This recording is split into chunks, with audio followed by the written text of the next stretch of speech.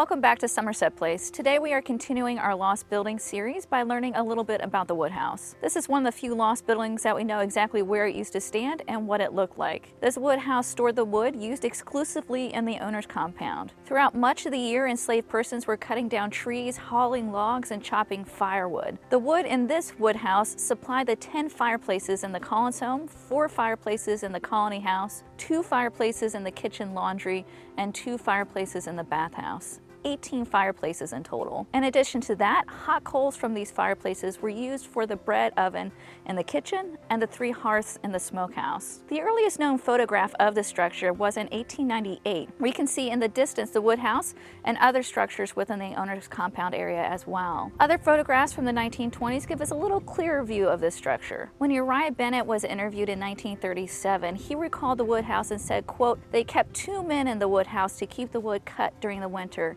and to keep it rolled up into the house." In Tarleton's 1954 report, there was some confusion about whether the building was used as a stable or if it had been a woodhouse. It seems like this structure was used during the Collins ownership period as a woodhouse, but in the 1890s was lengthened and converted into stables. This conversion would have happened under the ownership of Harvey Terry, who purchased the plantation in 1889 from Herbert Page, the last Collins family relative to own the plantation. In later years, Mrs. T.C. Holmes recalled that, quote, "The Woodhouse, a long, large building used to store wood. It was then used to house the driving horses and buggies." Well, that concludes what we have for this lost building. If you have any questions, please comment below, and don't forget to subscribe to our channel and ring the bell to be notified of our new videos.